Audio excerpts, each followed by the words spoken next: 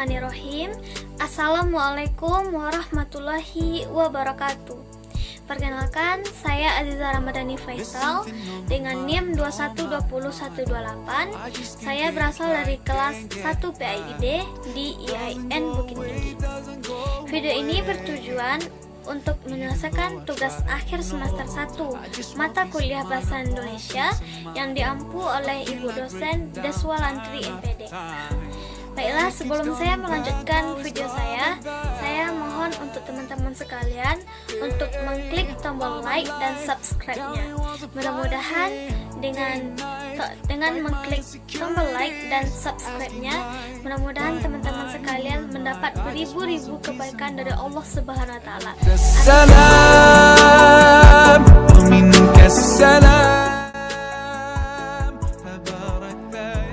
Baiklah, saya akan mencoba mempresentasikan jawaban saya dalam UAS mata kuliah bahasa Indonesia ini. Yang pertama, pada soal pertama diterakan sebuah ayat. Baiklah, kita langsung ke poin A. Upaya-upaya yang saya lakukan untuk memahami makna atau tafsir ayat ini. Yang pertama yaitu saya mencari di berbagai sumber, terutama di Google, tentang makna yang dikandung dalam ayat ini. Yang kedua yaitu saya mencoba memahami arti ataupun makna yang terkandung di dalam ayat ini. Yang ketiga yaitu saya mencoba memahaminya dengan membaca ayat ini dalam bentuk tulisan Arab, bukan tulisan Latinnya. Poin D yaitu sebutkan 5 tanda baca pada ayat ini dan jelaskan fungsi tanda baca dalam ayat ini. Yaitu ada 5 tanda baca yang saya temukan, yaitu tanda titik, tanda koma, tanda seru, tanda petik, dan tanda kurung.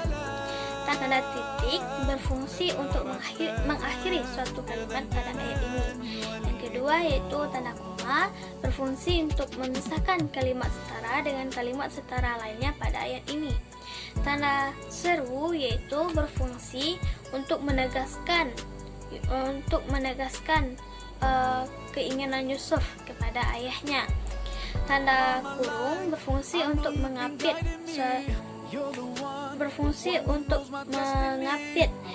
keterangan bahwanya dalam ayat ini adalah Yusuf. Tanda petik yaitu fungsinya untuk mengapit petikan kalimat yang diucapkan Yusuf di ayat ini. Baiklah, saya akan menjelaskan poin C dari soal nomor 1, yaitu saya akan menjelaskan makna dari kata maha yang terdapat dalam ayat ini, yaitu ada 3: maha bijaksana, maha lembut, dan maha mengetahui. Maha lembut digunakan pada ayat ini untuk menerangkan bahwa Allah itu maha lembut. Fungsinya yaitu menjelaskan, menerangkan, dan menegaskan bahwa Allah itu maha lembut bila ia menghendaki sesuatu. Yang kedua yaitu maha mengetahui, digunakan untuk menegaskan bahwa Allah itu maha mengetahui. Fungsinya yaitu untuk menjelaskan dan menegaskan bahwa Allah maha mengetahui akan segala sesuatu yang dilakukan makhluknya. Yang ketiga yaitu maha bijaksana, digunakan untuk menerangkan sifat-sifat Allah Subhanahu wa taala, yaitu maha bijaksana. Fungsinya yaitu untuk menerangkan, memberitahu, menjelaskan ataupun menegaskan bahwa Allah itu maha bijaksana dalam menghendaki sesuatu hal untuk makhluknya. Selanjutnya saya akan mempresentasikan jawaban nomor 2. Yang soal nomor 2 ini berhubungan dengan teks yang berjudul berikan pakaian hangat kepada saudara di bumi Syam. Baiklah, saya langsung ke poin A. Saya akan menguraikan apa yang saya rasakan setelah saya membaca artikel ini dan jujur apa yang akan saya lakukan sebagai wujud kepedulian terhadap Muslim di bumi Syam. Yang saya rasakan setelah membaca teks itu yaitu saya merasa sedih, kesal, dan tak berdaya akan hal yang dirasakan oleh saudara kita di bumi Syam.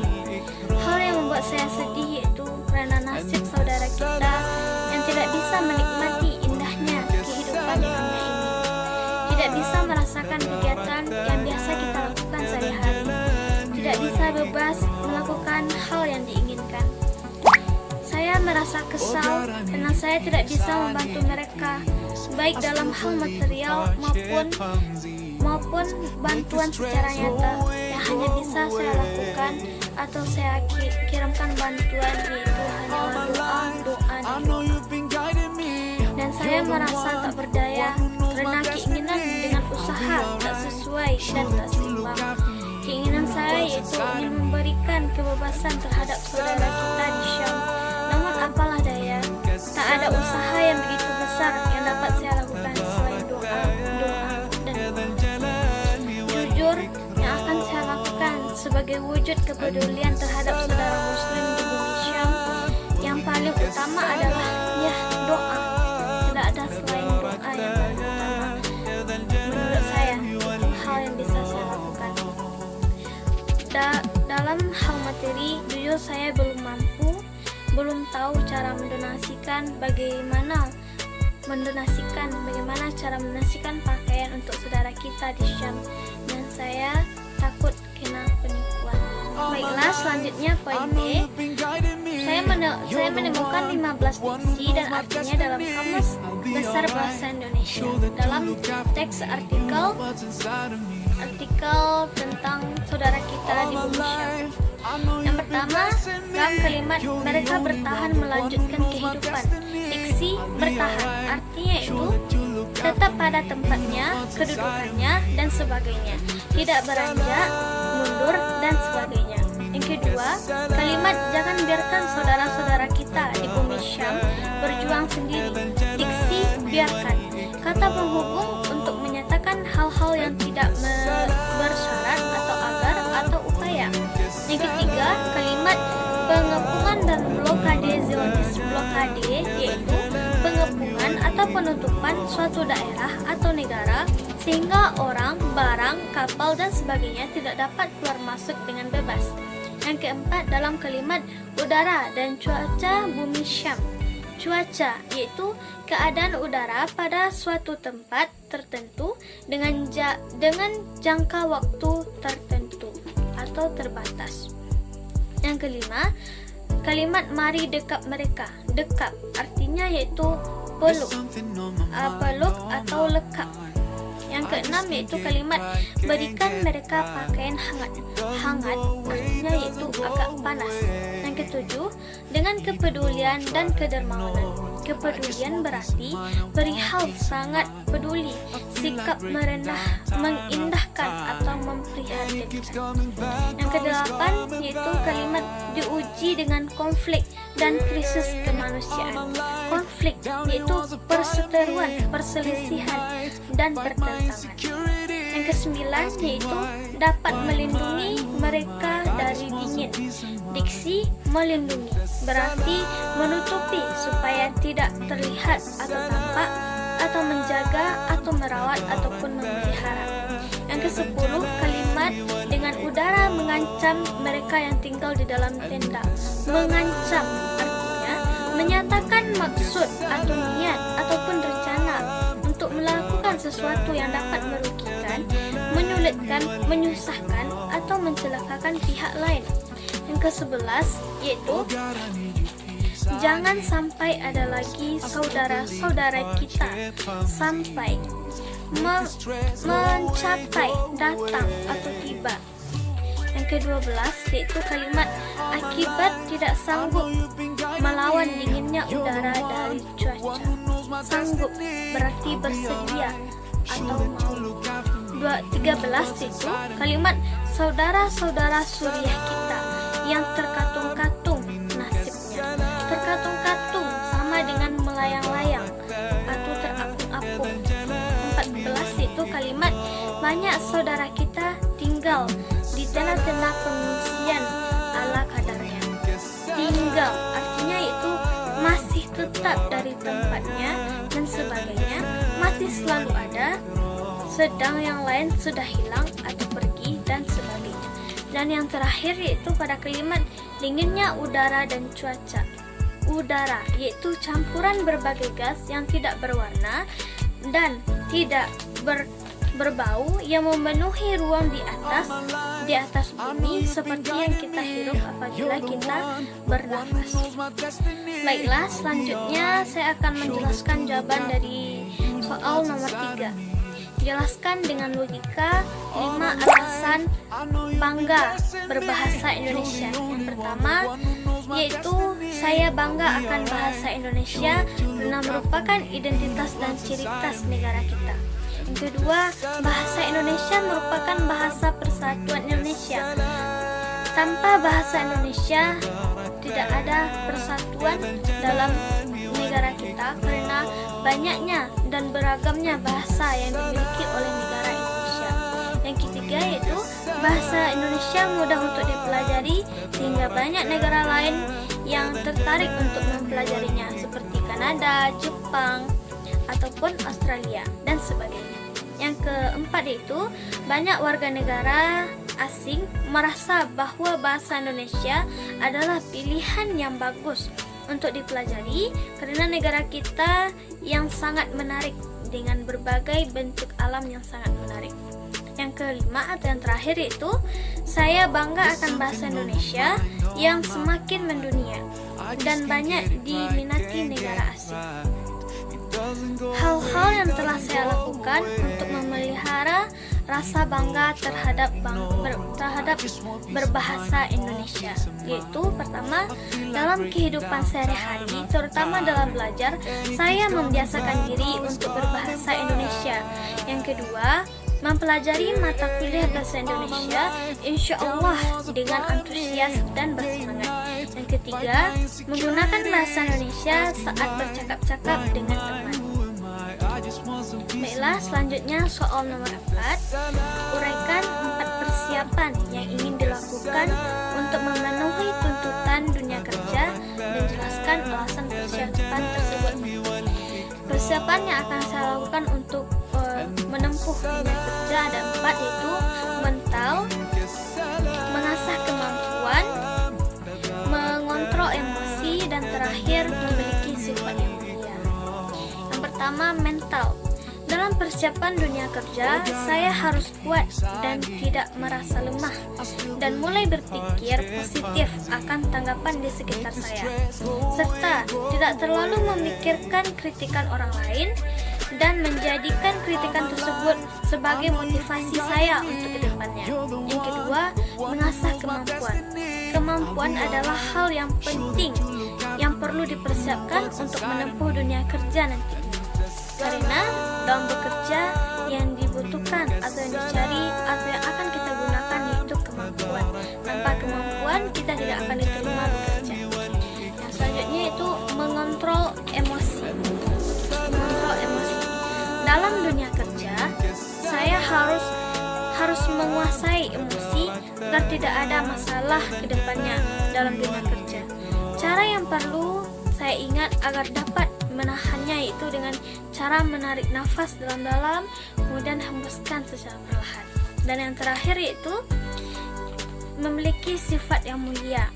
Sifat yang mulia seperti kejujuran adalah hal yang penting lainnya yang perlu dipersiapkan. Dengan sifat yang mulia kita akan merasakan dunia kerja yang tidak begitu melelahkan karena kita sudah terlatih seperti sabar, jujur, dan sebagainya. Untuk soal terakhir yaitu soal nomor 5, saya akan menampilkan sebuah pidato yang dimulai dengan kata-kata mukadimah.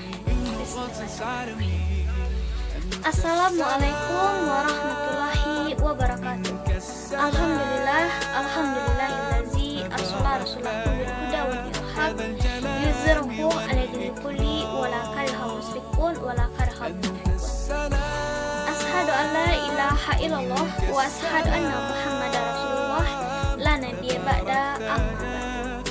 Puji dan syukur marilah kita ucapkan kepada Allah yang telah melimpahkan rahmat dan karunia-Nya kepada kita bersama hingga kita masih diberikan kesehatan pada hari ini. Salawat beriringan salam tidak lupa kita sampaikan buat junjungan alam yakni Nabi Muhammad SAW yang telah menegakkan kalimat La ilaha illallah, tiada Tuhan selain Allah di muka bumi ini. Untuk tidak berpanjang kata-kata mukadimah, saya langsung saja kepada pidato saya yang berjudul Peduli Terhadap Sesama. Kehidupan sosial di masyarakat merupakan salah satu elemen penting yang harus kita pahami. Terlebih, bagaimana kemampuan kita untuk memahami dan saling peduli terhadap sesama, yaitu antara satu dan lainnya. Agama dan keyakinan merupakan hal yang paling mempengaruhi hal ini. Bukan hanya untuk sesama Muslim, tapi untuk semua orang di lingkungan kita. Peduli dengan sesama adalah memperhatikan dan memahami sesama manusia. Peduli terhadap sesama adalah hal yang manusiawi, yang kini menjadi sikap langka yang harus kita lestarikan. Di era modern seperti ini, masyarakat cenderung hidup individual. Hal ini dikarenakan tuntutan hidup yang semakin tinggi dan masyarakat yang berlomba-lomba untuk mengejar target agar hidupnya dapat lebih baik dari hidup orang lain. Dapat diakui, semangat dan daya juangnya tinggi untuk orang yang terdekat dan tersayang seperti keluarga. Di luar itu, orang-orang tidak akan peduli. Mungkin niatnya baik, membahagiakan keluarga, tetapi hidup di dunia ini kan tidak selamanya dengan keluarga. Tentu ada interaksi dengan masyarakat luar, ataupun dalam pikiran kita merasa bahwa orang-orang lain tidak begitu penting kepada kita atau tidak kita butuhkan. Banyak orang-orang yang kurang peduli terhadap lingkungan dan mementingkan urusan masing-masing. Hal ini dapat menimbulkan kesenjangan sosial dalam masyarakat.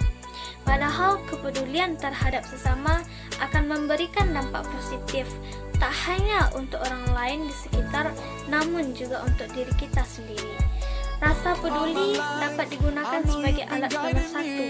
Dengan itu, kita dapat mempererat keharmonisan dengan lingkungan yang akan memperkecil permusuhan di tangan berbagai macam perbedaan.